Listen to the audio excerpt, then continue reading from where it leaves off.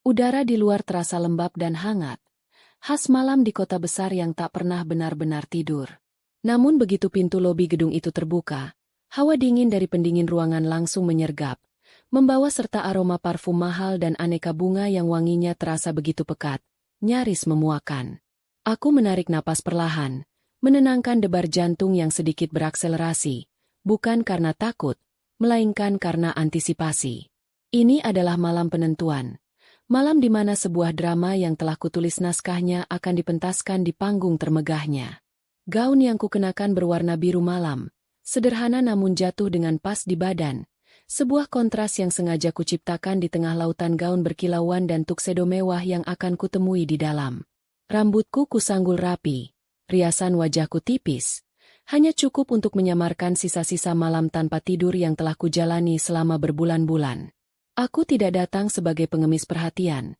Aku datang sebagai penonton di baris terdepan, yang kebetulan juga memegang kendali atas akhir cerita.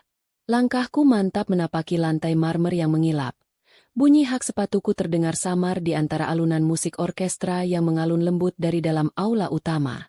Dari kejauhan, aku bisa melihatnya.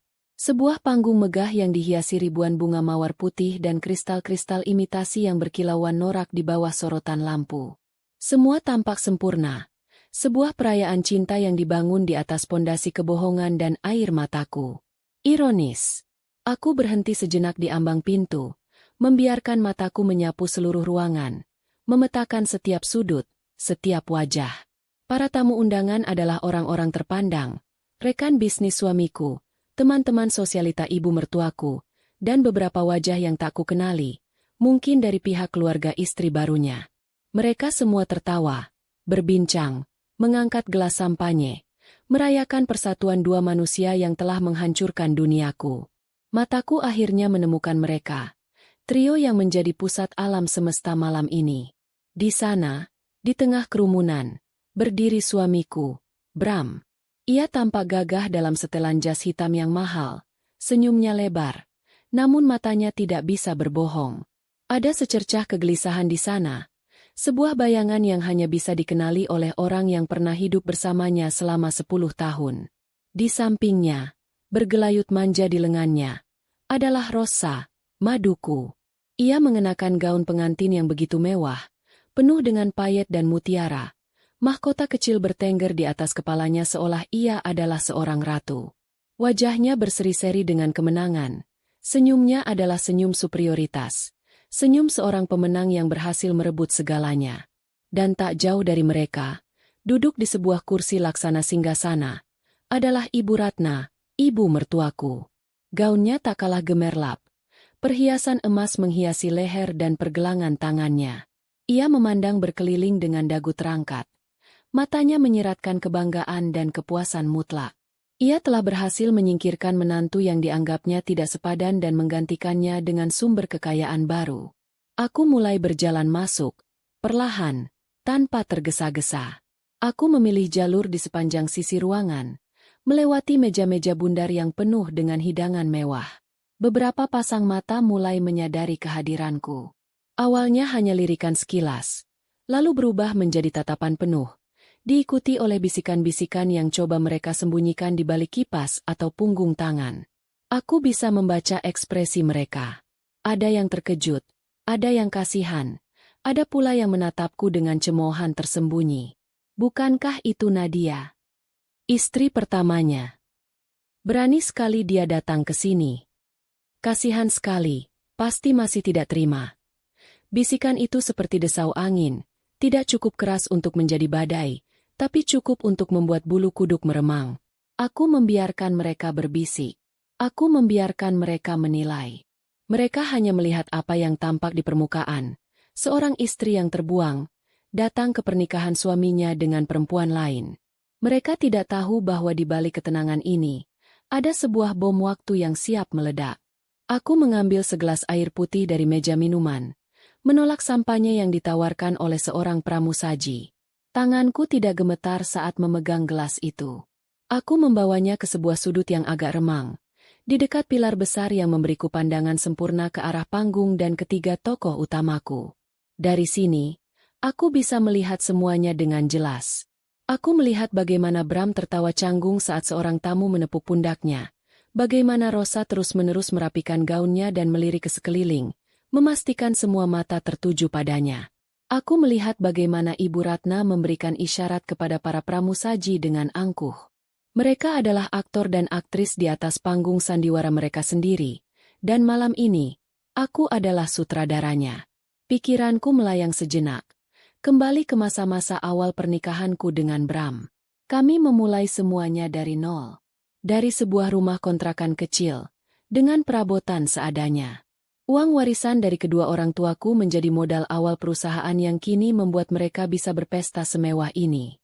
Aku ingat bagaimana Bram selalu berkata bahwa aku adalah satu-satunya malaikat dalam hidupnya, bahwa tanpaku, ia tidak akan menjadi apa-apa. Kata-kata manis itu kini terasa seperti racun yang membakar kerongkonganku.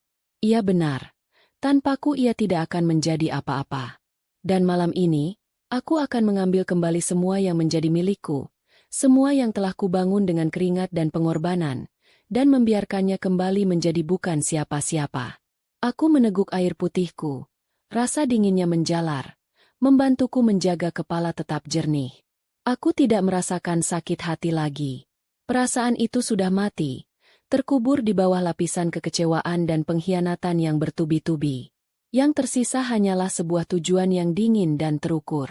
Aku tidak datang untuk merusak kebahagiaan mereka, karena aku tahu kebahagiaan itu palsu, serapuh kristal imitasi yang mereka banggakan. Aku datang untuk menagih hutang. Hutang atas 10 tahun kesetiaanku, hutang atas semua kerja kerasku, hutang atas harga diriku yang mereka injak-injak. Alunan musik berubah menjadi lebih riang. Pertanda acara akan segera dimulai. Aku menegakkan punggungku. Tirai akan segera terbuka. Pertunjukan sesungguhnya akan segera dimulai. Dan aku sudah siap dengan peranku. Aku adalah tamu tak diundang. Sang pembawa kejutan maut yang akan memastikan nasib mereka semua berakhir dalam kesengsaraan. Perlu waktu hampir 15 menit sebelum salah satu dari mereka menyadari keberadaanku.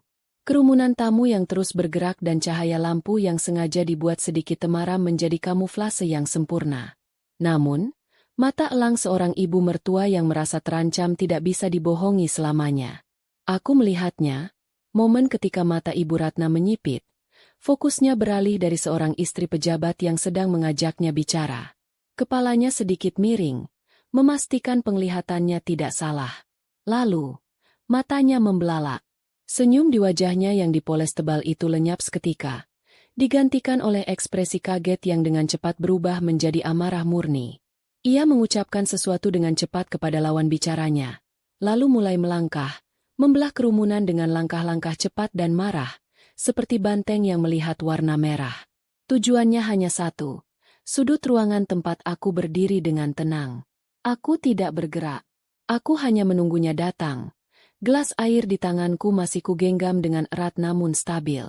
Semua bisikan di sekitarku mendadak berhenti. Para tamu yang menyadari pergerakan Ibu Ratna ikut terdiam.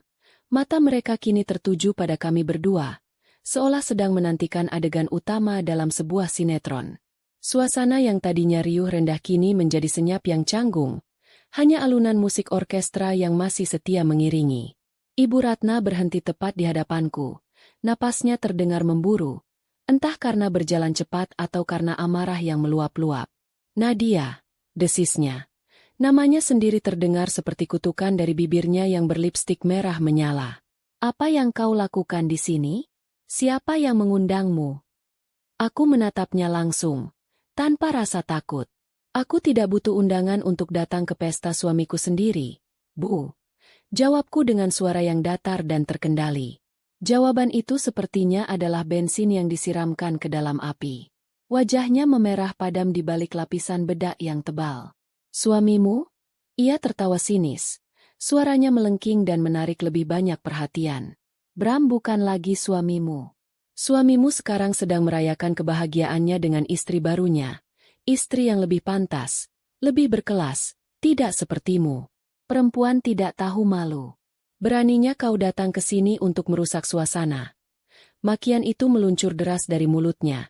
Setiap kata diucapkan dengan penekanan yang penuh kebencian.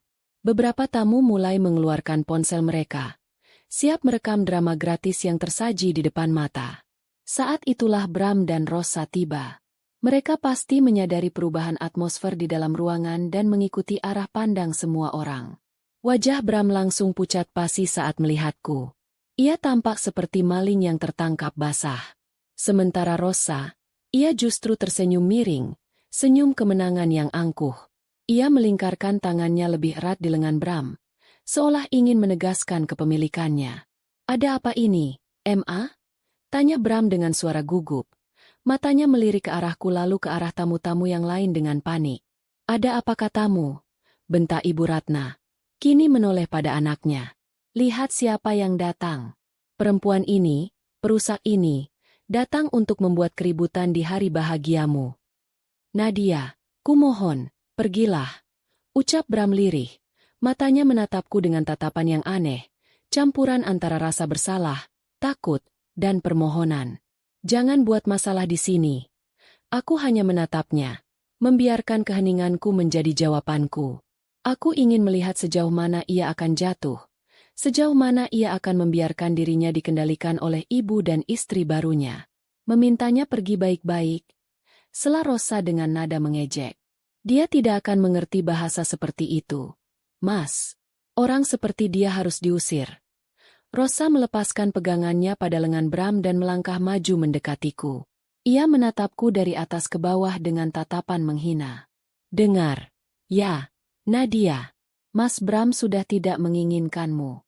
Kami sudah bahagia. Jadi, berhentilah menjadi parasit dan enyahlah dari sini." Kata-katanya tajam, tapi tidak lagi mampu melukaiku. Aku sudah kebal. Aku hanya tersenyum tipis. Senyum yang entah mengapa membuat mereka bertiga semakin marah. Mungkin karena mereka mengharapkan aku menangis, berteriak, atau memohon. Ketenanganku adalah sebuah anomali yang tidak bisa mereka proses. "Kau masih bisa tersenyum," desis Ibu Ratna. "Dasar perempuan gila." Dan saat itulah puncak penghinaan itu terjadi. Didorong oleh emosi yang tak terkendali dan mungkin malu karena menjadi tontonan, Ibu Ratna memberi isyarat pada Bram. "Bram, tunggu apa lagi? Seret dia keluar dari sini. Sekarang juga." Bram tampak ragu sejenak. Aku melihat pergulatan di matanya. Sekelumit sisa dari pria yang pernah kukenal dan kucintai mungkin masih ada di sana, berteriak menolak perintah ibunya. Tapi sisa itu terlalu kecil, terlalu lemah. Di bawah tatapan tajam ibunya dan desakan Rosa, ia akhirnya membuat pilihan. Ia melangkah maju dan dengan kasar mencengkeram lengan atasku. Cengkeramannya begitu kuat. Jarinya menekan kulitku hingga terasa sakit. Itu adalah tangan yang sama yang dulu selalu menggenggamku dengan lembut. Tangan yang sama yang pernah menyeka air mataku. Kini, tangan itu menjadi alat untuk menyakitiku. Pada saat yang bersamaan, Rosa ikut mencengkeram lenganku yang satu lagi. Kukunya yang panjang dan runcing sengaja ia tancapkan ke kulitku, meninggalkan goresan perih. Mereka mulai menyeretku. Aku tidak melawan. Aku membiarkan tubuhku diseret melintasi lantai marmer yang dingin. Aku bisa mendengar napas marah Bram di dekat telingaku, tawa kemenangan Rosa, dan desisan puas Ibu Ratna. Aku bisa merasakan puluhan pasang mata menatapku, beberapa dengan iba, beberapa dengan jijik, dan banyak yang dengan rasa penasaran yang buas. Bunyi hak sepatuku yang bergesekan dengan lantai menjadi satu-satunya suara perlawananku yang pasif. Mereka menyeretku melewati meja-meja tamu, melewati panggung pernikahan yang megah, menuju pintu keluar yang tadi kumasuki dengan kepala tegak. Setiap langkah adalah sebuah sayatan baru di hatiku yang sudah hancur, namun juga menjadi bahan bakar baru bagi api pembalasan yang telah kunyalakan. Di depan pintu utama yang besar dan berat itu, mereka mendorongku dengan sekuat tenaga. Tubuhku terhuyung ke depan, kehilangan keseimbangan, dan aku jatuh berlutut di ambang pintu, sebelum akhirnya tersungkur di atas lantai teras yang dingin dan sedikit berdebu. Gaun biruku yang indah kini ternoda. Lututku terasa perih. Tapi rasa sakit fisik itu tidak ada apa-apanya dibandingkan dengan pemandangan yang kulihat saat aku mendongak.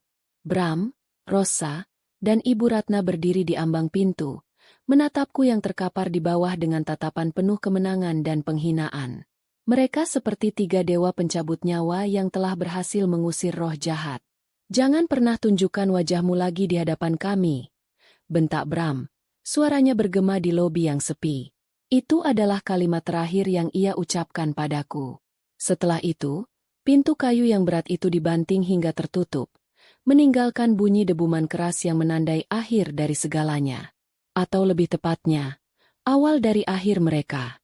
Aku sendirian dalam keheningan, terbaring di lantai, diusir dari pesta pernikahanku sendiri. Tapi aku tidak menangis. Aku justru tersenyum.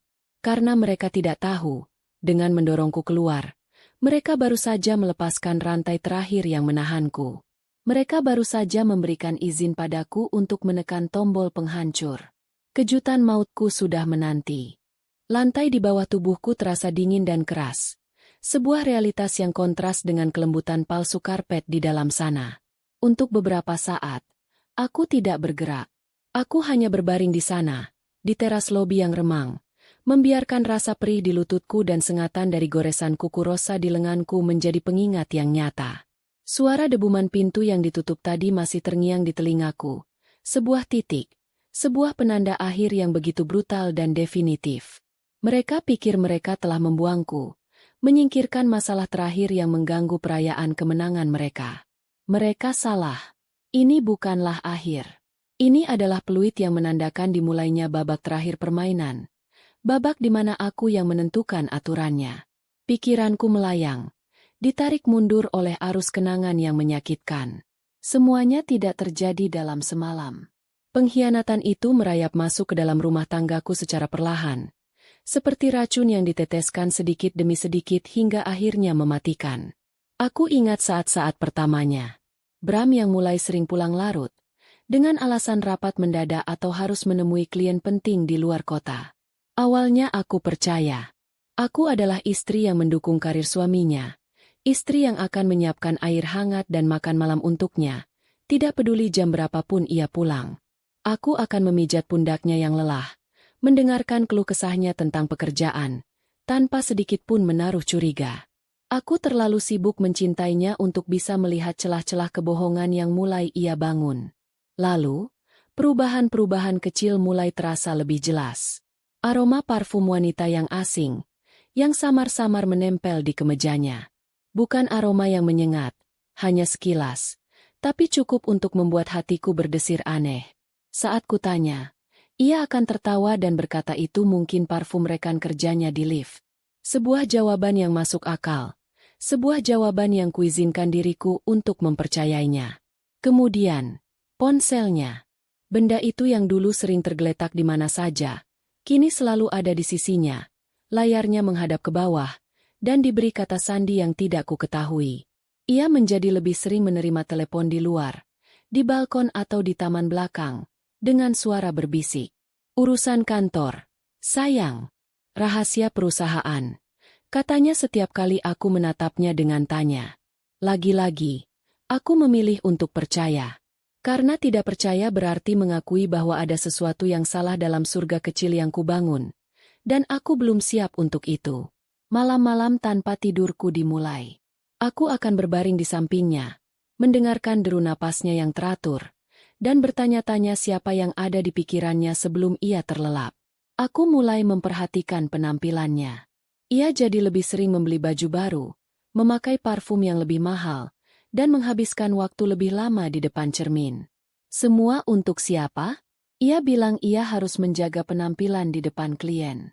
Tapi kilau di matanya saat ia menatap pantulan dirinya di cermin bukanlah kilau seorang suami yang ingin membuat istrinya bangga, melainkan kilau seorang pria yang sedang berusaha memenangkan hati wanita lain. Kecurigaanku tumbuh menjadi monster yang menggerogoti jiwaku dari dalam, membuatku merasa gila dan paranoid.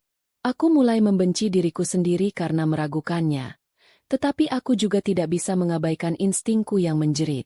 Puncak dari semua kecurigaan itu tiba di suatu sore yang mendung. Bram bilang ia ada perjalanan bisnis keluar kota selama 2 hari. Aku membantunya berkemas, memasukkan kemeja-kemeja terbaiknya, menyetrikanya dengan rapi, seperti biasa. Ada rasa sesak yang aneh saat aku melakukannya. Seolah aku sedang mempersiapkannya untuk pergi kencan, bukan bekerja. Setelah ia pergi, rumah terasa begitu kosong dan dingin. Didorong oleh perasaan yang tidak bisa kujelaskan, aku memberanikan diri membuka laci kerjanya, sebuah area privasi yang tidak pernah kusentuh sebelumnya. Di sana, di bawah tumpukan dokumen-dokumen lama, aku menemukan sebuah kotak bludru kecil berwarna merah. Tanganku gemetar saat membukanya. Di dalamnya ada sebuah kalung berlian yang indah. Hatiku sempat menghangat sejenak. Mungkinkah ini kejutan untukku? Untuk ulang tahun pernikahan kami yang akan datang? Tapi harapan itu langsung hancur berkeping-keping saat aku menemukan secari kertas kecil di bawahnya. Sebuah tanda terima dari toko perhiasan, tertanggal 2 hari yang lalu. Dan di bagian bawahnya, tertulis sebuah catatan kecil. Untuk Rosaku tersayang. Terima kasih untuk segalanya. Dunia seakan runtuh di sekelilingku. Napasku tercekat. Dan aku harus berpegangan pada meja untuk menahan tubuhku agar tidak jatuh. Rosa. Aku kenal nama itu.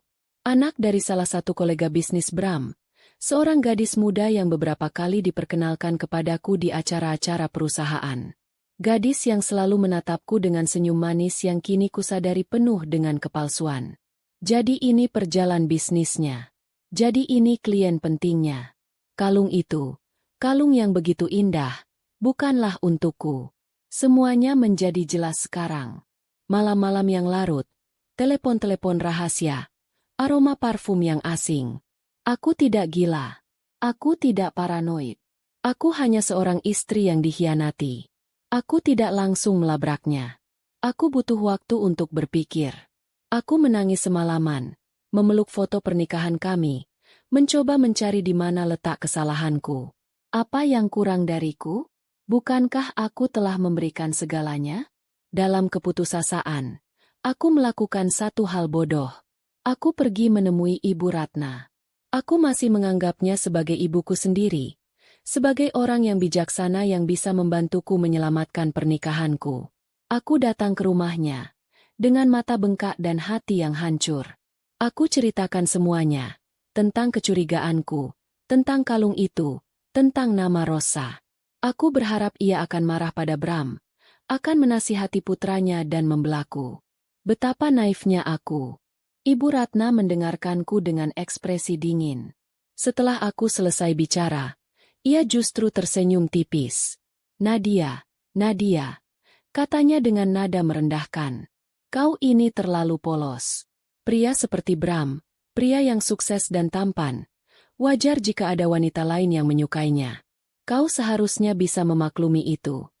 Aku terperangah. Memaklumi? Bu, dia berselingkuh. Lalu kenapa? Balasnya tajam. Mungkin ini juga salahmu. Mungkin kau kurang bisa merawat diri, kurang bisa melayaninya dengan baik. Lihat saja penampilanmu sekarang, kucel sekali. Lalu ia mengucapkan kata-kata yang menusukku lebih dalam dari belati manapun. Lagi pula, Rosa itu gadis yang baik, dari keluarga terpandang, kaya raya. Dia bisa membantu bisnis Bram lebih maju lagi. Tidak sepertimu, yang hanya bermodalkan uang warisan orang tuamu saja. Sudah saatnya Bram mendapatkan pasangan yang sepadan. Saat itu aku sadar, ibu mertuaku bukan hanya tahu tentang perselingkuhan ini, ia merestuinya. Ia bahkan mungkin yang mendorongnya. Ia melihat menantu barunya sebagai investasi. Sementara aku adalah aset lama yang nilainya sudah menurun. Aku pulang dengan perasaan hampa. Tidak ada lagi air mata yang tersisa. Yang ada hanya kekosongan yang dingin dan luas. Malam itu, saat Bram pulang, aku menunggunya di ruang tamu. Aku letakkan kotak kalung itu di atas meja. Aku tidak berteriak. Aku tidak marah. Aku hanya menatapnya dan bertanya, "Untuk siapa ini, Mas?" Kebohongannya runtuh. Ia tidak bisa lagi mengelak. Tapi ia tidak meminta maaf. Ia justru marah. Ia menuduhku lancang, menginvasi privasinya. Pertengkaran hebat pun terjadi. Dan di puncak pertengkaran itu, ia mengucapkan kalimat yang menjadi titik balik dalam hidupku. Ya, aku mencintai Rosa. Aku akan menikahinya. Perusahaan ini, rumah ini, semua ini milikku sekarang. Kau tidak punya apa-apa. Jadi kalau kau tidak suka, kau bisa pergi. Di saat itulah, sesuatu dalam diriku mati. Cinta, harapan, kesedihan, semuanya lenyap. Yang lahir dari puing-puing itu adalah sesuatu yang lain. Sesuatu yang dingin, keras, dan penuh perhitungan. Aku tidak akan pergi. Aku tidak akan menyerahkan semua yang menjadi hakku, hak orang tuaku. Malam itu, setelah ia pergi membanting pintu untuk menemui selingkuhannya, aku tidak tidur. Aku pergi ke ruang kerja, membuka brankas lama yang berisi semua dokumen penting. Aku membaca kembali surat-surat perjanjian pendirian perusahaan. Aku melihat dengan jelas, 70% modal awal perusahaan adalah dari uang warisan orang tuaku, yang diatasnamakan diriku. Bram hanya memiliki 30%. Selama ini, aku mempercayakan semuanya padanya. Aku tidak pernah peduli pada urusan angka dan saham. Sebuah kesalahan fatal. Dari sanalah rencanaku dimulai. Aku tidak akan melawan mereka dengan air mata, tapi dengan hukum. Aku mulai mengumpulkan semua bukti secara diam-diam. Aku menyewa seorang detektif swasta untuk mendokumentasikan perselingkuhan mereka. Aku menghubungi teman lamaku, Rian, seorang pengacara hebat yang kupercaya.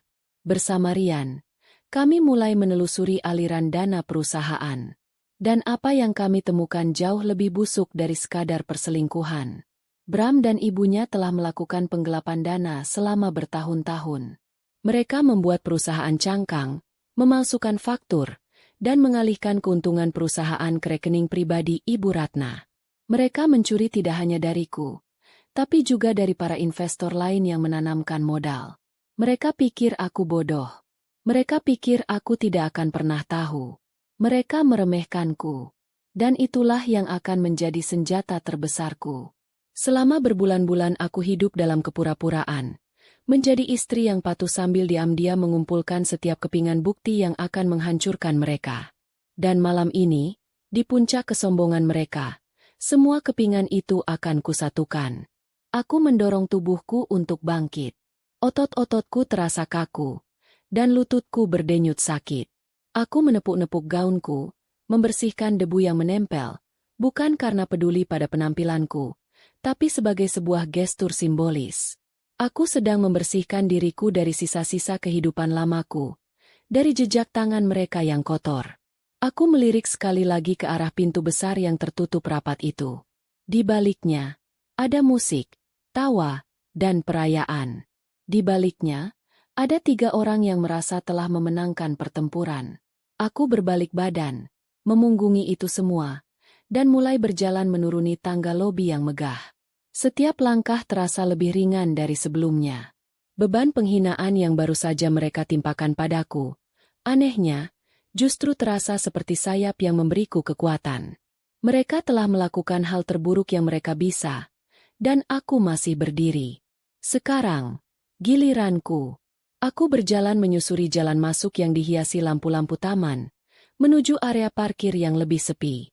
Di sana, di bawah naungan pohon yang rindang, terparkir sebuah mobil sedan berwarna gelap yang tidak mencolok. Aku berjalan ke arahnya, dan saat aku mendekat, lampu di dalamnya menyala sejenak, sebuah sinyal. Aku membuka pintu penumpang depan dan masuk ke dalam. Hawa dingin dari pendingin ruangan mobil langsung menyambutku. Sebuah kelegaan setelah udara malam yang gerah. Di balik kemudi, duduk seorang pria yang wajahnya menunjukkan kecemasan dan kelegaan saat melihatku. Rian. Sapaku pelan. Nat, kau tidak apa-apa? Tanyanya. Suaranya syarat dengan kekhawatiran. Matanya meneliti wajahku. Lalu lenganku yang ada bekas goresan. Mereka menyakitimu. Itu bukan pertanyaan, melainkan pernyataan. Rian adalah sahabatku sejak kuliah. Ia tahu semua ceritaku, semua mimpiku, dan semua luka-lukaku.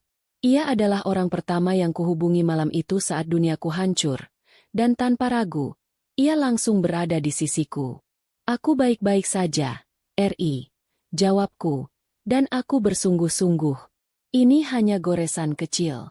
Justru, Mereka memberiku apa yang kubutuhkan. Sebuah penutup yang sempurna. Rian menghela napas. Tampaknya sedikit lebih tenang. Semua berjalan sesuai rencana mereka, yang berarti juga sesuai dengan rencana kita. Ia menunjuk ke arah laptop yang menyala di pangkuannya. Layarnya menampilkan beberapa jendela kecil, menunjukkan rekaman dari beberapa kamera tersembunyi yang berhasil dipasang oleh tim kami di dalam aula. Aku bisa melihat panggung utama, meja makan para mempelai, dan pintu masuk. Di salah satu layar, aku melihat Bram sedang menenangkan Rosa yang tampak kesal, sementara Ibu Ratna terlihat sedang berbicara dengan angkuh kepada kepala keamanan gedung. Mereka terlihat begitu puas. Komentarku datar. Kesombongan selalu mendahului kejatuhan, balas Rian, mengutip sebuah pepatah lama. Ia mengalihkan pandangannya dari layar ke wajahku. Sorot matanya serius. Kau yakin, Nat? Setelah ini, tidak ada jalan untuk kembali. Ini akan menjadi perang terbuka.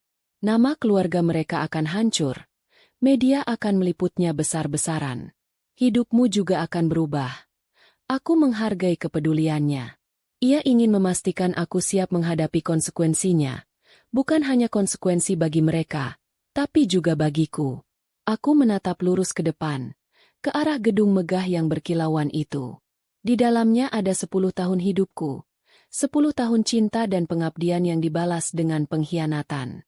Hidupku sudah berubah sejak lama. RI, jawabku pelan. Sejak malam aku menemukan kalung itu. Sejak ibunya menghinaku.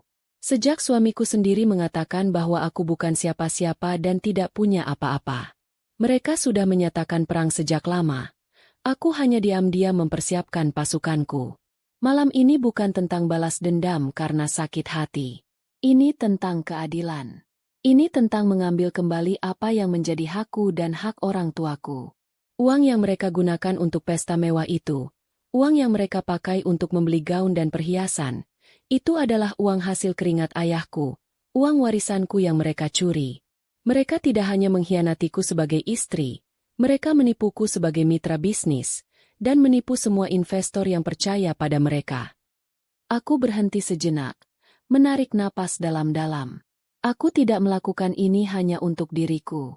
Ada karyawan-karyawan jujur yang masa depannya terancam karena keserakahan mereka. Ada rekan-rekan bisnis yang mereka rugikan. Jika aku hanya diam dan pergi membawa sakit hatiku, itu berarti aku membiarkan kejahatan mereka terus berjalan. Aku tidak bisa. Rian mengangguk perlahan. Senyum tipis penuh pengertian terukir di bibirnya. Aku tahu kau akan berkata begitu. Aku hanya perlu mendengarnya sekali lagi.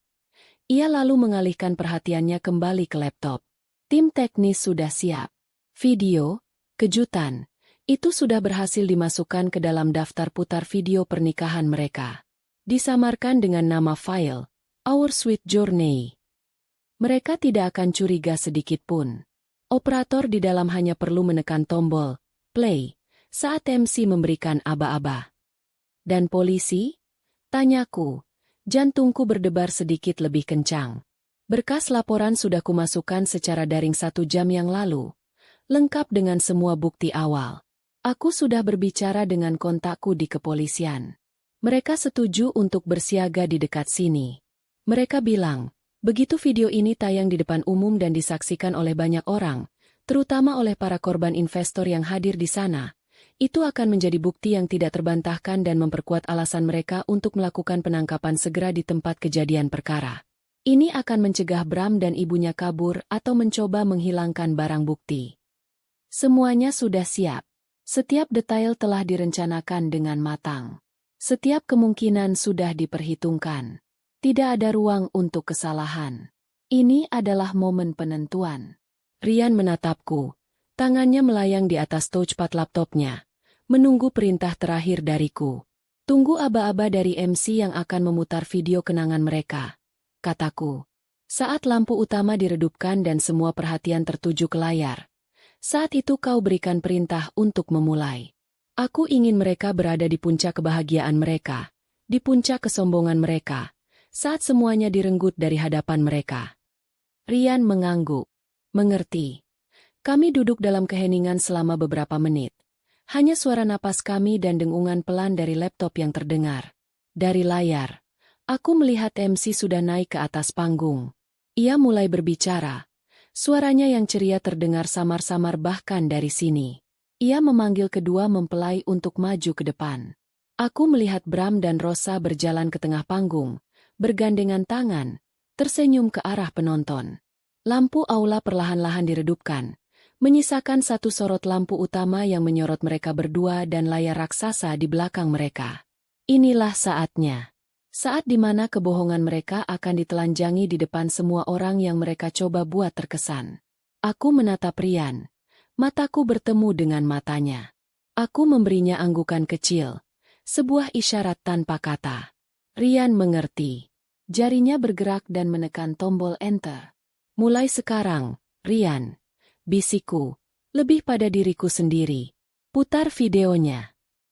Di dalam mobil yang sunyi, layar laptop menjadi satu-satunya sumber cahaya, memancarkan gambaran pesta yang ironisnya begitu meriah ke wajahku dan wajah Rian. Kami berdua duduk dalam keheningan yang tegang, menjadi penonton rahasia dari sebuah drama yang sebentar lagi akan mencapai klimaksnya. Melalui mata kamera, aku melihat MC yang bertubuh tambun itu berhasil menghidupkan kembali suasana setelah insiden pengusiranku. Ia melontarkan beberapa lelucon garing yang entah kenapa disambut tawa oleh para tamu.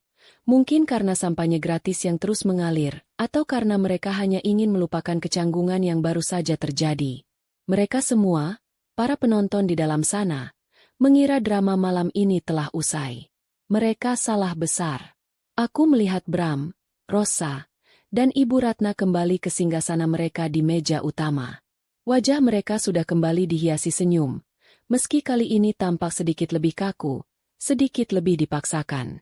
Mereka bertiga seperti komplotan perampok yang baru saja berhasil mengusir pemilik rumah dan kini sedang menikmati hasil jarahan mereka.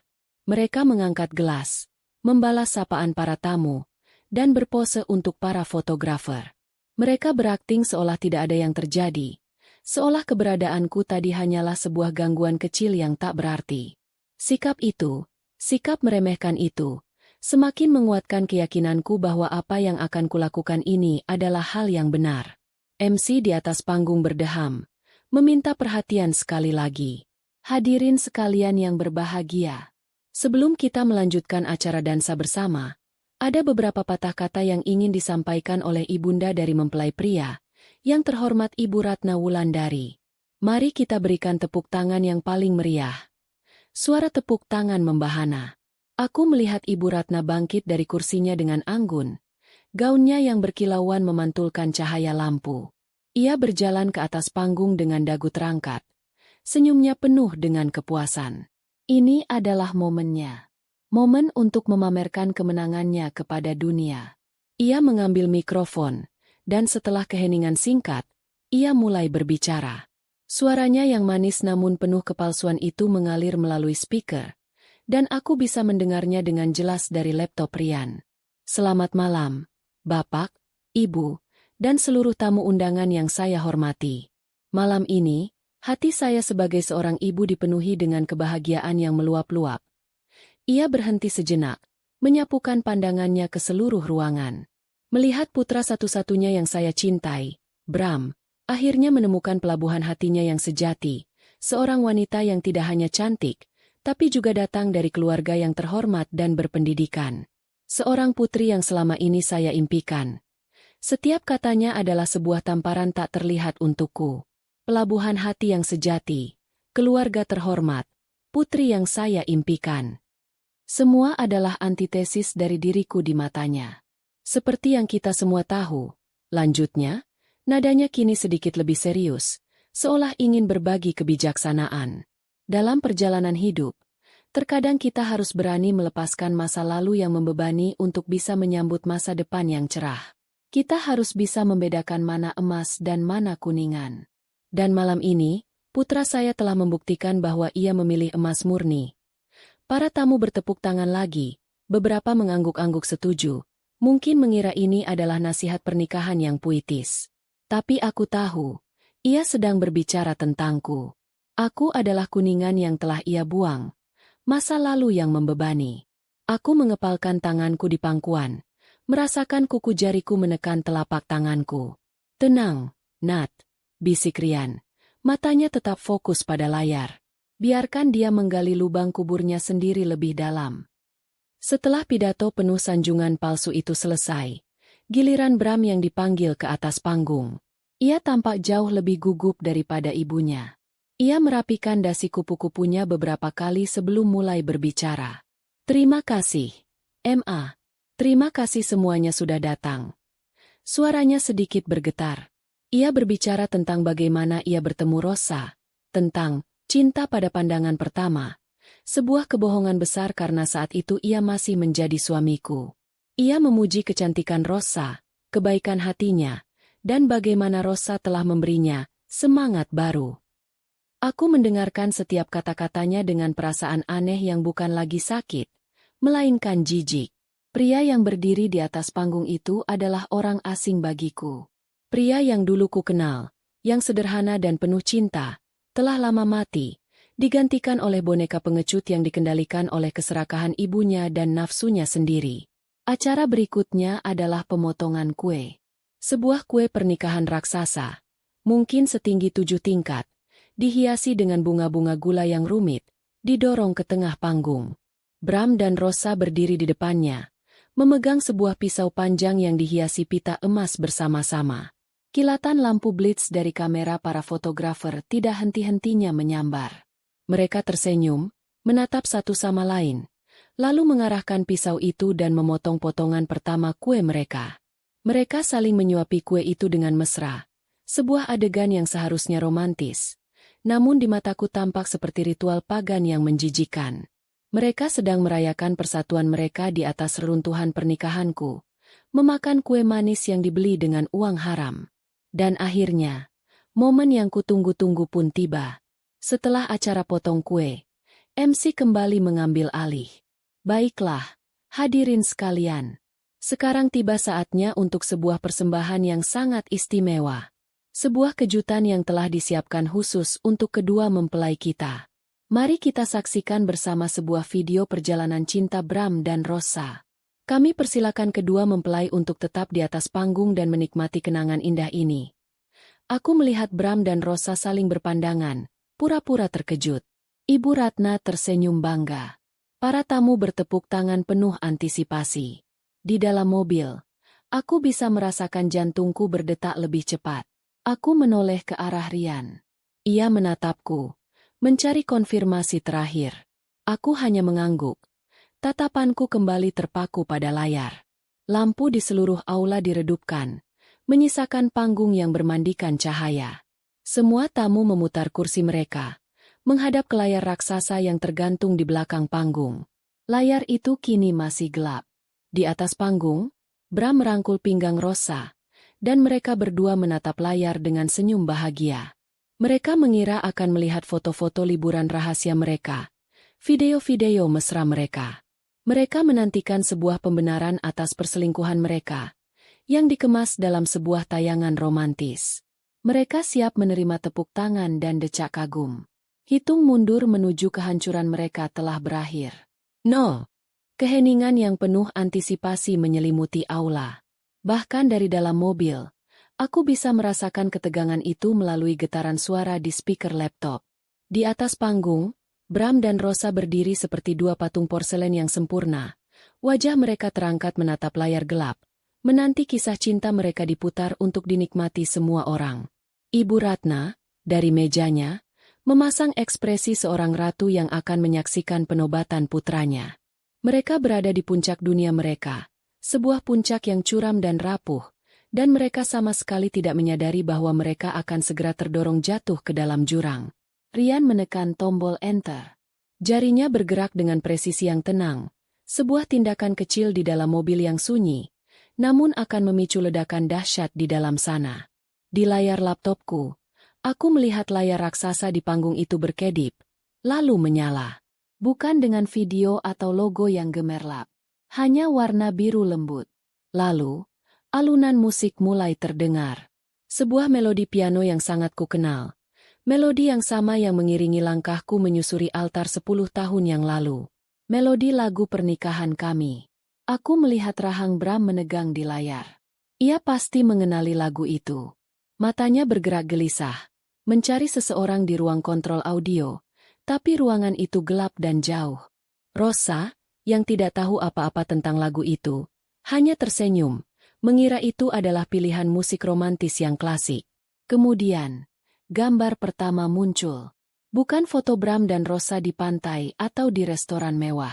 Yang muncul adalah sebuah foto lama, warnanya sedikit pudar, menampilkan dua orang anak muda yang tersenyum begitu tulus hingga mata mereka menyipit.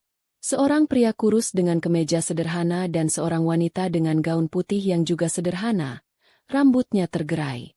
Itu adalah aku dan Bram, di hari pernikahan kami. Kami berdiri di depan sebuah kantor catatan sipil yang kusam, tanpa pesta mewah, tanpa gaun desainer, tanpa ratusan tamu. Hanya ada kami berdua, beberapa saksi, dan sebuah mimpi besar tentang masa depan. Suasana di dalam aula langsung berubah.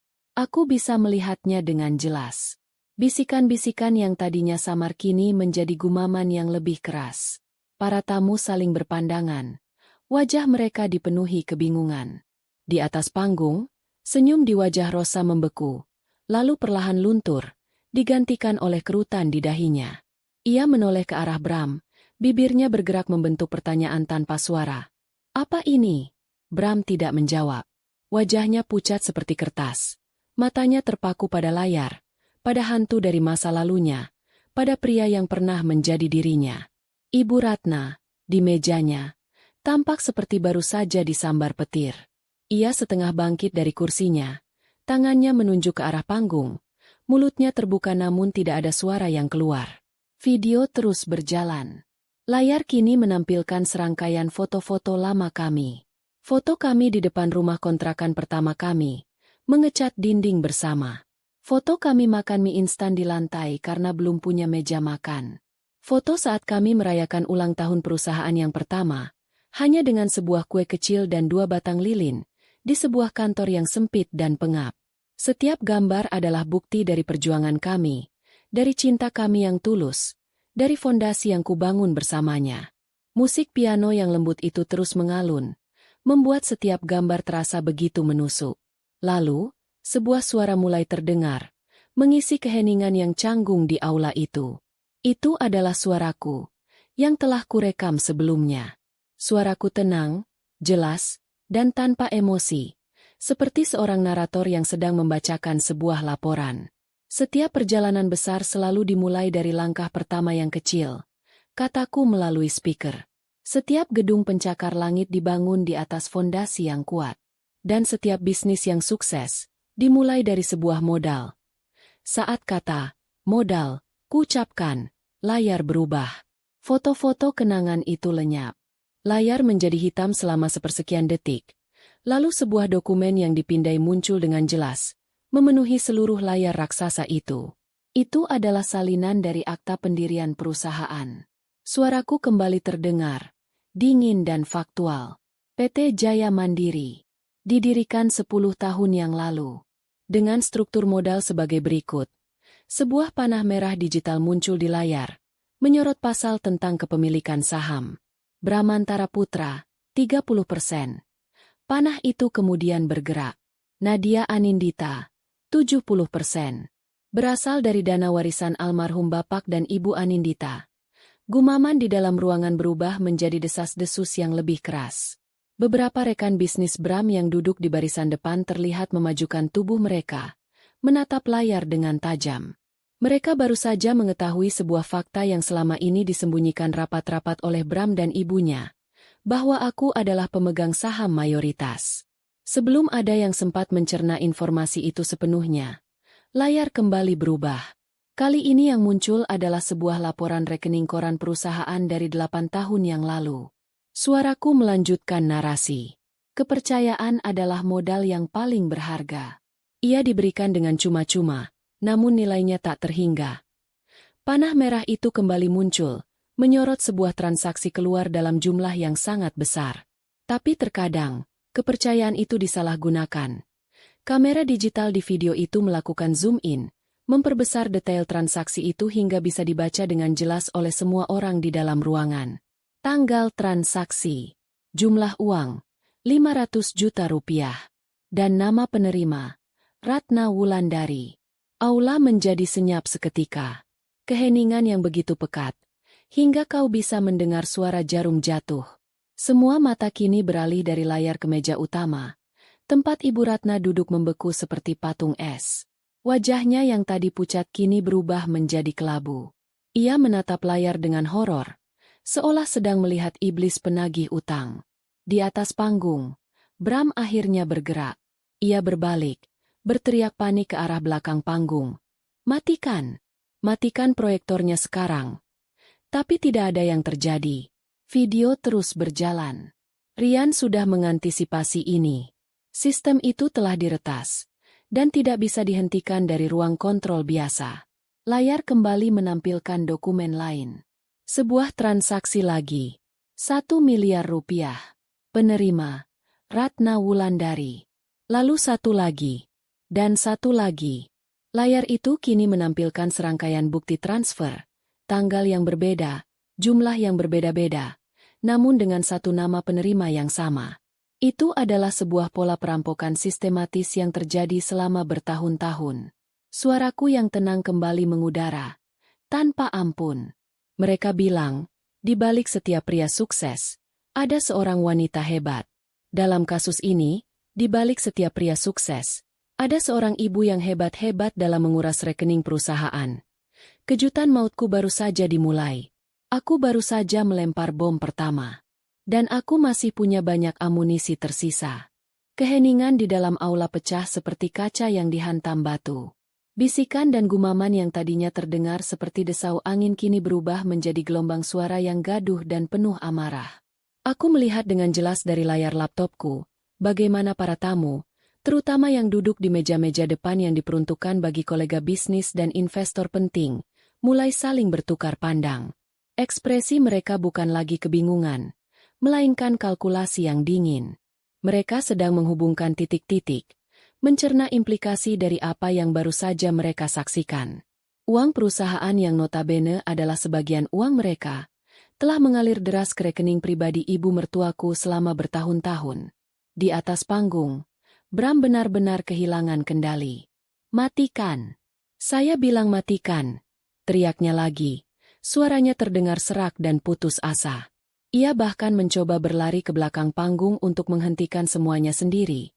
Namun langkahnya terhenti oleh Rosa. Istri barunya itu mencengkeram lengannya dengan kekuatan yang tidak kuduga. Matanya menatap Bram dengan tatapan tajam penuh tuntutan. Apa maksudnya ini, Mas? Jelaskan padaku. Desisnya. Suaranya cukup rendah sehingga tidak tertangkap mikrofon. Tapi aku bisa membaca gerak bibirnya dengan jelas dari kamera yang terpasang di sudut yang strategis. Bram hanya bisa menggelengkan kepalanya.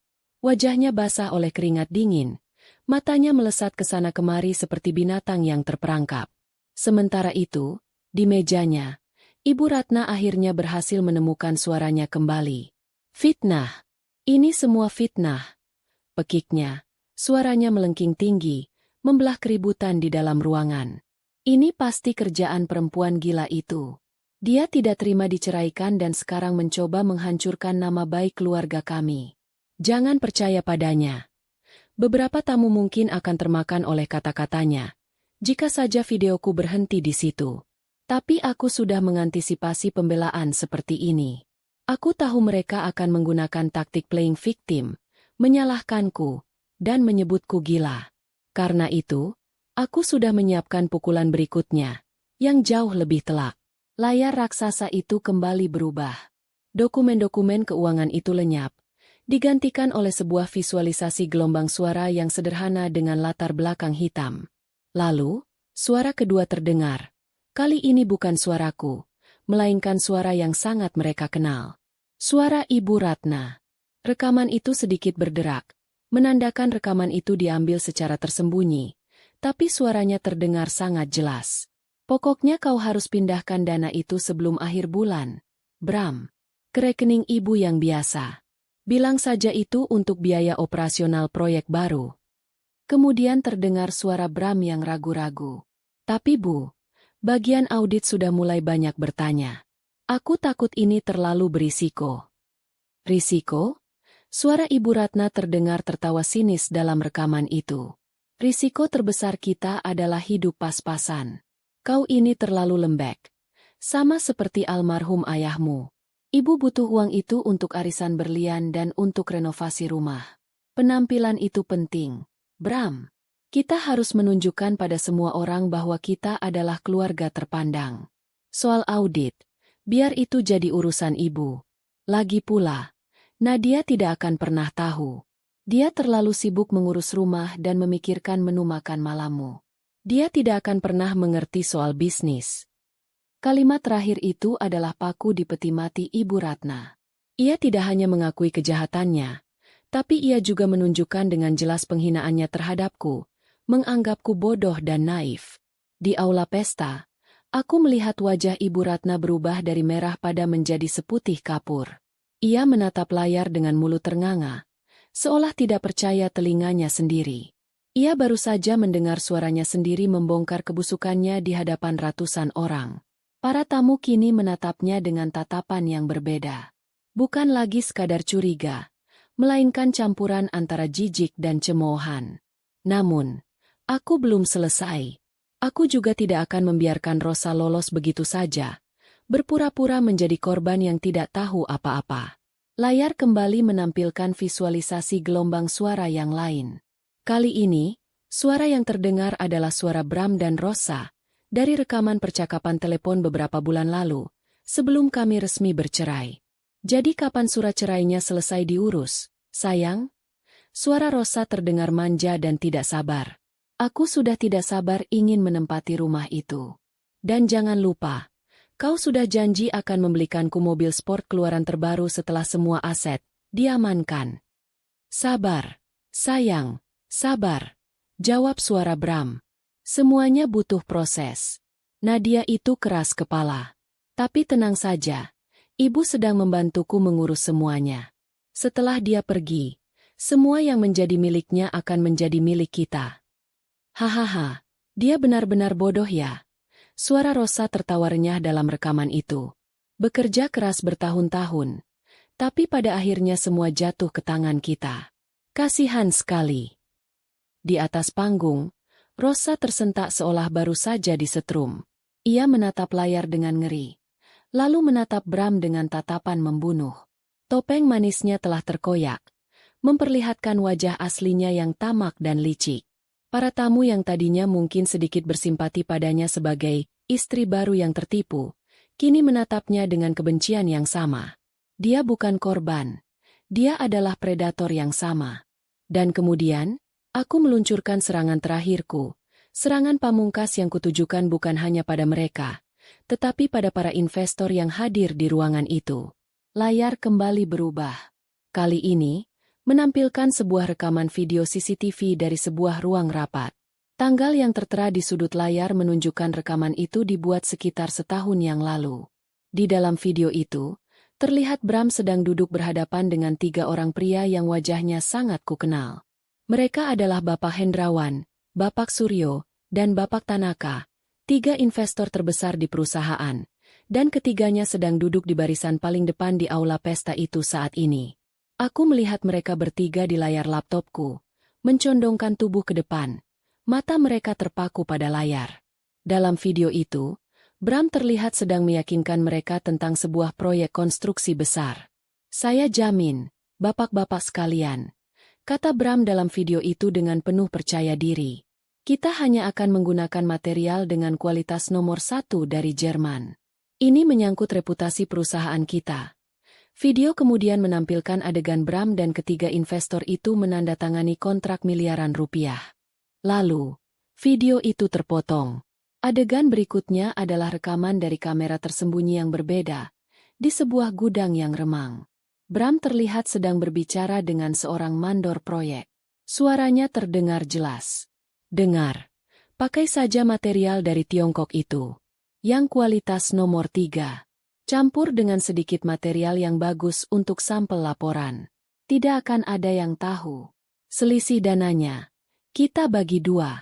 Yang penting laporannya terlihat bagus dan gedungnya berdiri tegak sampai serah terima. Itulah akhirnya. Bom nuklir telah meledak. Di aula pesta, aku melihat Bapak Hendrawan, pria bertubuh besar yang biasanya tenang, bangkit berdiri dari kursinya. Wajahnya merah padam karena amarah yang tak tertahankan. Ia menunjuk lurus ke arah Bram yang berdiri gemetar di atas panggung. Bramantara, jadi ini kelakuanmu di belakang kami. Kau menipu kami semua, teriaknya. Suaranya menggelegar memenuhi ruangan. Bapak Suryo dan Bapak Tanaka juga ikut berdiri. Wajah mereka tak kalah marahnya. Kekacauan yang tadinya masih bisa dikendalikan kini benar-benar meledak. Video di layar berhenti, menampilkan gambar terakhir. Logo perusahaan PT Jaya Mandiri, yang kini tampak seperti sebuah epitaf di atas nisan. Misiku telah selesai. Kebusukan mereka telah terbongkar hingga ke akarnya. Ledakan amarah Bapak Hendrawan adalah percikan api yang menyulut seluruh gudang mesiu. Dalam hitungan detik, suasana di dalam aula berubah dari ketegangan yang mencekam menjadi kekacauan total. Para investor lain yang merasa telah ditipu ikut bangkit berdiri, berteriak, dan melontarkan sumpah serapah ke arah panggung. Beberapa dari mereka langsung mengeluarkan ponsel, bukan untuk merekam, melainkan untuk menelepon pengacara dan penasihat keuangan mereka. Suara-suara marah saling bersahutan, menciptakan kebisingan yang memekakan telinga. Penipu! Kembalikan uang kami. Aku akan pastikan kau membusuk di penjara. Di atas panggung, Bram benar-benar lumpuh. Ia berdiri di tengah badai yang diciptakannya sendiri. Wajahnya kosong, matanya liar. Ia mencoba mengangkat mikrofon untuk berbicara. Mungkin untuk menyangkal, mungkin untuk memohon. Tapi suaranya hilang ditelan oleh amuk massa. Bapak Hendrawan tidak mau menunggu. Ia melangkahi barisan kursi dan mulai berjalan cepat menuju panggung, diikuti oleh beberapa pria berbadan tegap lainnya. Niat mereka jelas. Mereka ingin menuntut pertanggungjawaban saat itu juga. Sementara itu, di mejanya, pertahanan terakhir Ibu Ratna akhirnya runtuh. Kesombongannya, keangkuhannya, semuanya menguap tak bersisa. Ia tidak pingsan dengan anggun seperti dalam sinetron. Ia menjerit, sebuah jeritan panjang yang melengking, penuh dengan keputusasaan dan kengerian. Ia mencengkeram kepalanya dengan kedua tangannya, mengguncang-guncangnya seolah ingin mengusir mimpi buruk yang sedang terjadi. Tidak, tidak mungkin. Ini tidak benar. Ratapnya histeris. Ia lalu menyapu semua gelas dan piring di mejanya hingga jatuh berantakan ke lantai, menimbulkan suara pecahan yang menambah riuh suasana. Tak ada satupun tamu yang peduli padanya. Tak ada yang mencoba menenangkannya. Mereka hanya melewatinya.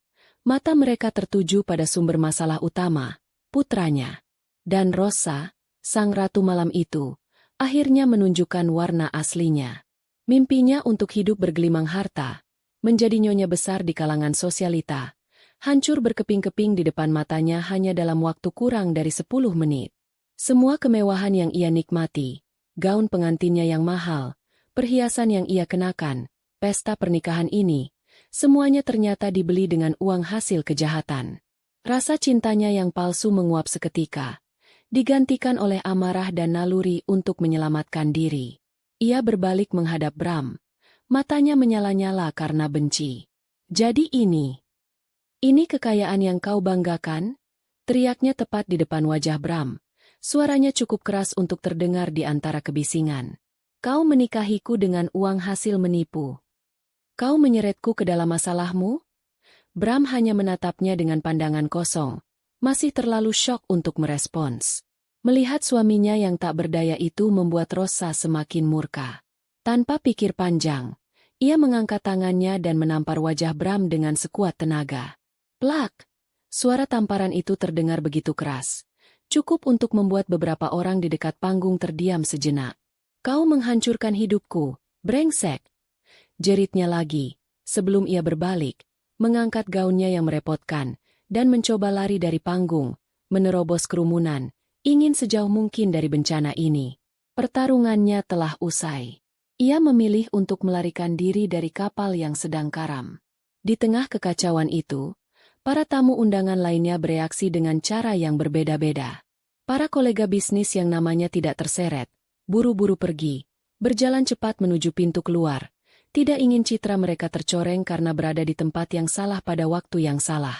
Teman-teman sosialita Ibu Ratna dan Rosa, yang beberapa saat lalu masih memuji-muji mereka, kini berkumpul di sudut-sudut, berbisik sambil menatap dengan campuran ngeri dan puas. Mereka sibuk mengabadikan setiap momen drama itu dengan ponsel mereka, mendapatkan bahan gosip terpanas untuk setahun ke depan.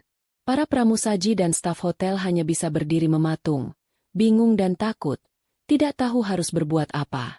Pesta pernikahan termewah tahun ini telah berubah menjadi arena gladiator. Aku menyaksikan semua ini dari layar laptopku di dalam mobil. Rian duduk diam di sampingku, juga terpaku pada layar. Tidak ada kata-kata yang perlu diucapkan. Kehancuran yang terpampang di layar itu berbicara dengan sendirinya. Aku melihat Bapak Hendrawan dan beberapa orang lainnya berhasil naik ke atas panggung. Mereka mengepung Bram, mencengkeram kerah jasnya. Aku melihat Ibu Ratna yang sekarang menangis meraung-raung di lantai. Gaunnya yang mahal kini kotor dan kusut. Aku melihat Rosa yang berjuang menembus kerumunan. Riasannya luntur oleh air mata amarah. Apakah aku merasa puas?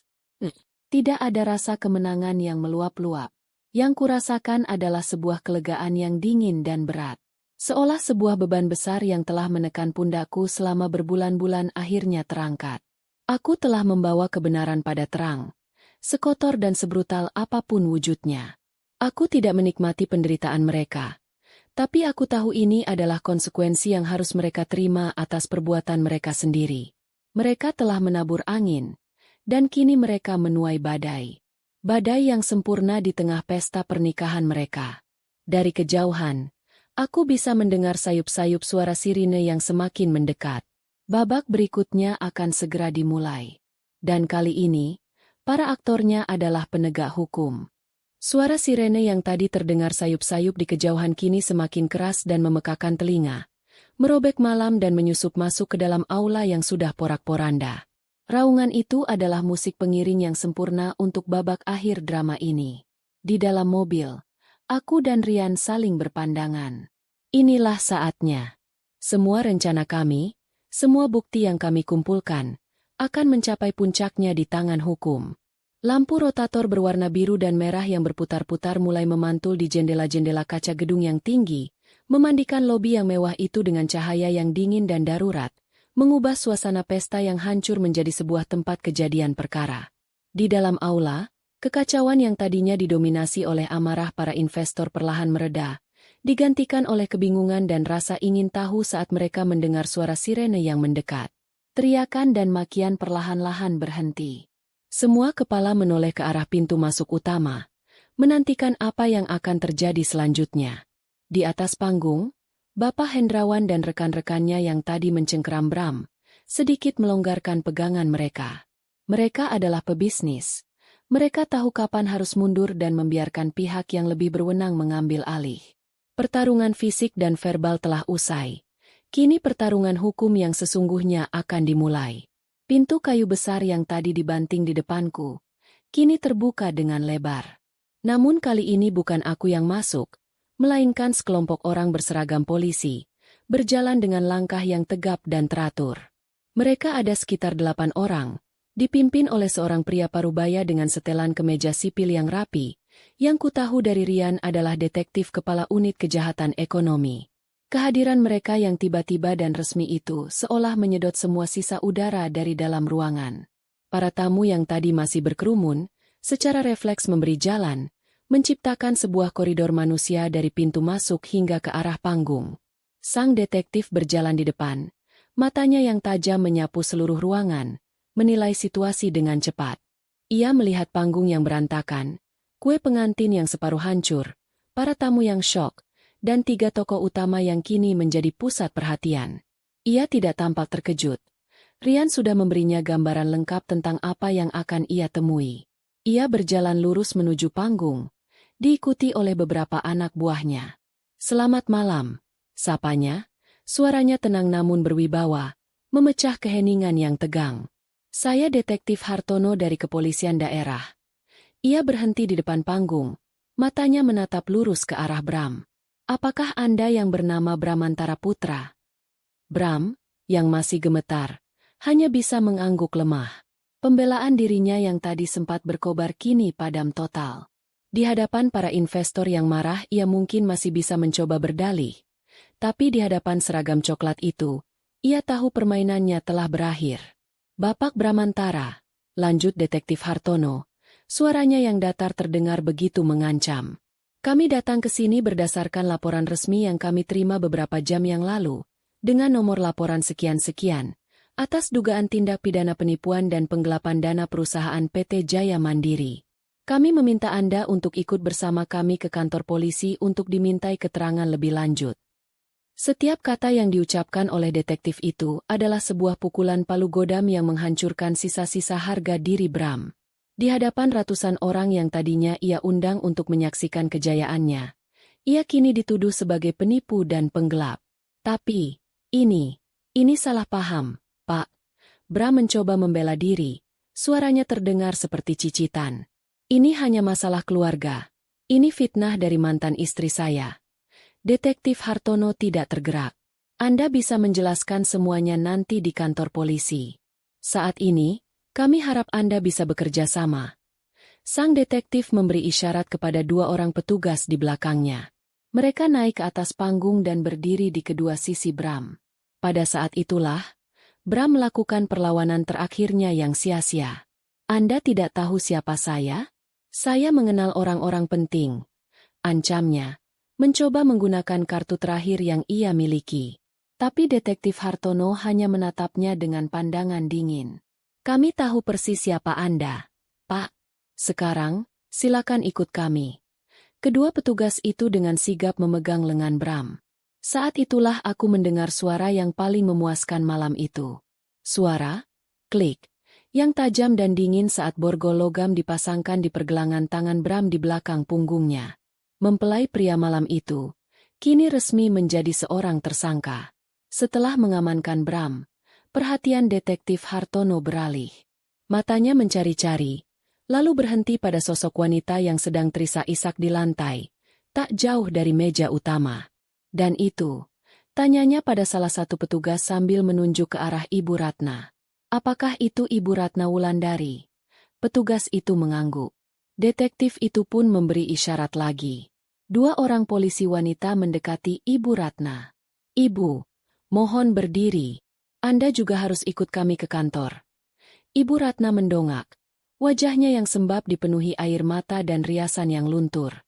Melihat polisi, ia mulai meratap lebih keras. Saya tidak bersalah. Saya korban. Perempuan itu yang menjebak kami semua. Ia mencoba meronta saat kedua poluan itu membantunya berdiri. Lepaskan saya. Kalian tidak berhak menyentuh saya. Tapi tenaganya sudah habis. Ia terlalu lelah karena amarah dan syok.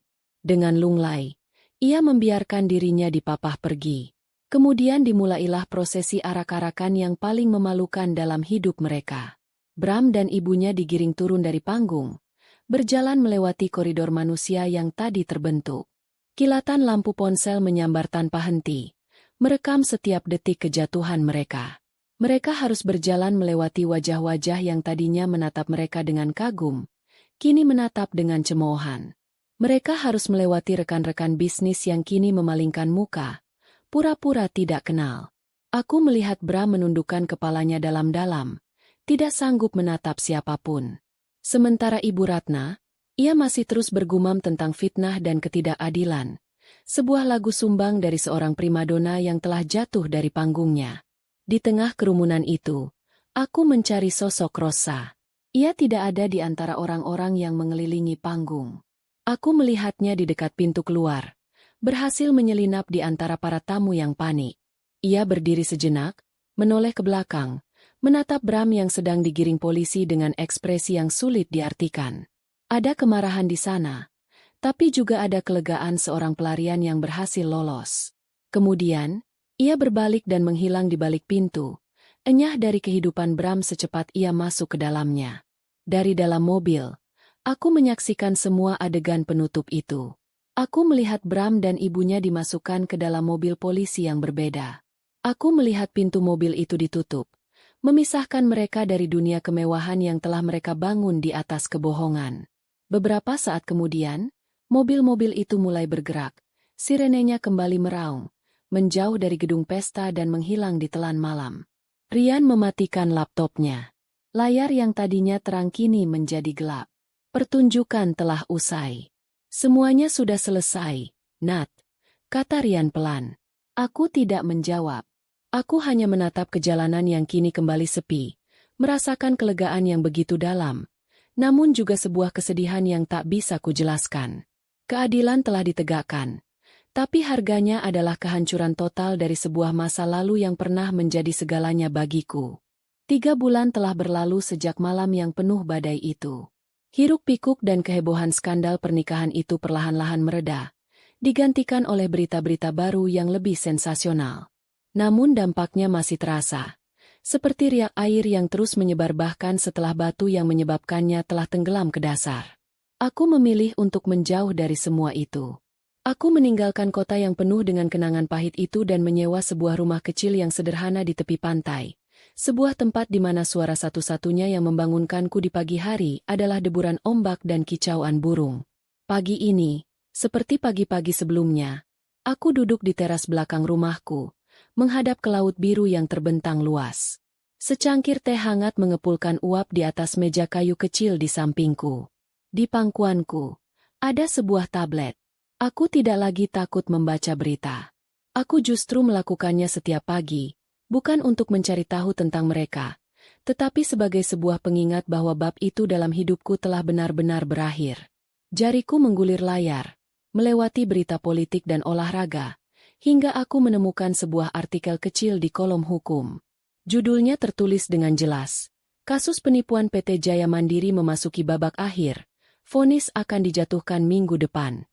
Aku membaca artikel itu dengan tenang. Di dalamnya dirangkum semua fakta yang telah terungkap.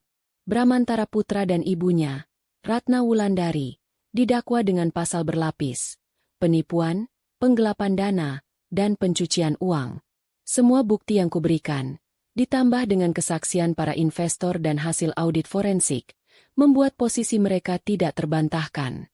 Pengacara terbaik yang mereka sewa tidak mampu berbuat banyak. Artikel itu juga menyebutkan bahwa perusahaan kini berada di bawah pengawasan kurator, dan aku, sebagai pemegang saham mayoritas yang sah dan korban dalam kasus ini, sedang dalam proses mengambil alih kembali kendali perusahaan. Nasib Rosa juga disinggung sekilas. Ia telah beberapa kali mangkir dari panggilan polisi sebagai saksi dan dikabarkan telah pergi ke luar negeri, menghilang tanpa jejak.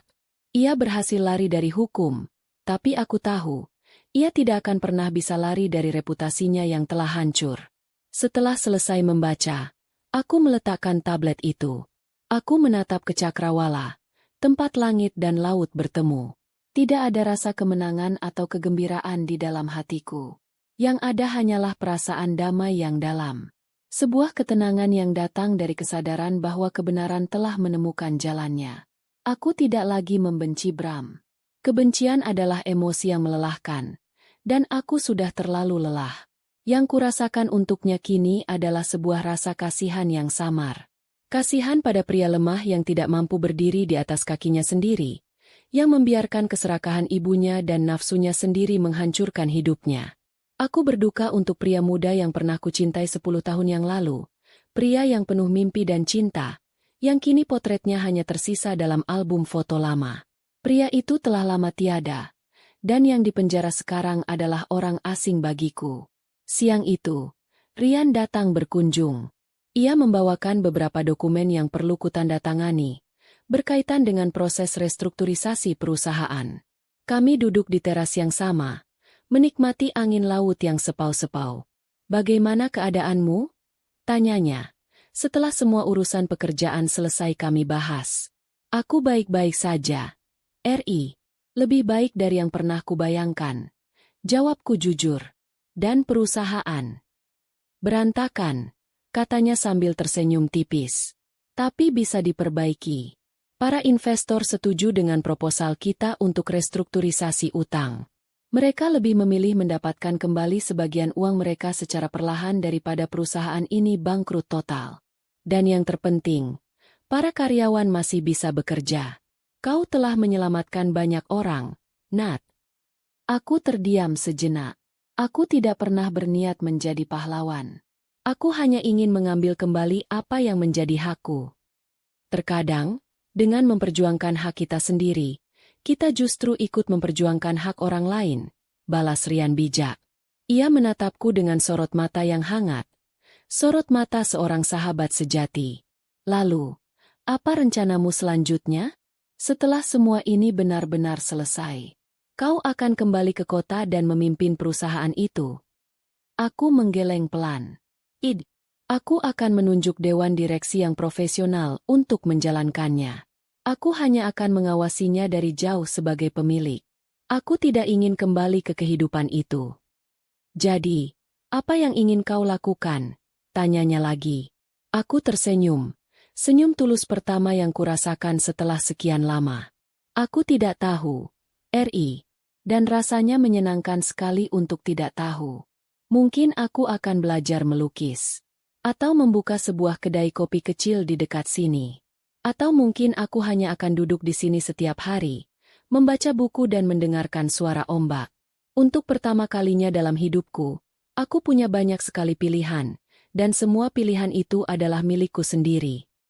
Setelah Rian pamit pulang, aku berjalan menyusuri pantai. Matahari sore mulai turun, mewarnai langit dengan gradasi oranye, merah muda, dan ungu yang indah. Aku melepaskan sandalku, membiarkan kakiku merasakan pasir yang basah dan dingin. Ombak kecil menyapu pergelangan kakiku, seolah ingin membersihkan sisa-sisa jejak masa laluku. Aku berjalan tanpa tujuan, hanya mengikuti garis pantai. Aku memikirkan kembali kalimat terakhirku pada Rian. Aku bebas. Aku telah melewati neraka pengkhianatan dan penghinaan, dan aku keluar dari sisi yang lain bukan sebagai korban yang hancur, melainkan sebagai seorang penyintas yang utuh. Aku tidak tahu apa yang akan terjadi besok, atau lusa, atau tahun depan. Tapi aku tidak lagi takut pada ketidakpastian. Nasib sengsara yang pernah kuucapkan untuk mereka telah terwujud, bukan karena kutukanku, tapi karena perbuatan mereka sendiri. Dan kini, aku tidak akan lagi membuang waktuku untuk memikirkan nasib mereka. Aku punya nasibku sendiri untuk kurajut. Aku berhenti berjalan dan menatap matahari yang perlahan tenggelam di ufuk barat, meninggalkan jejak keemasan di permukaan air. Itu adalah pemandangan terindah yang pernah kulihat. Itu adalah sebuah fajar yang baru untukku, yang kebetulan datang di waktu senja. Dan aku siap menyambutnya.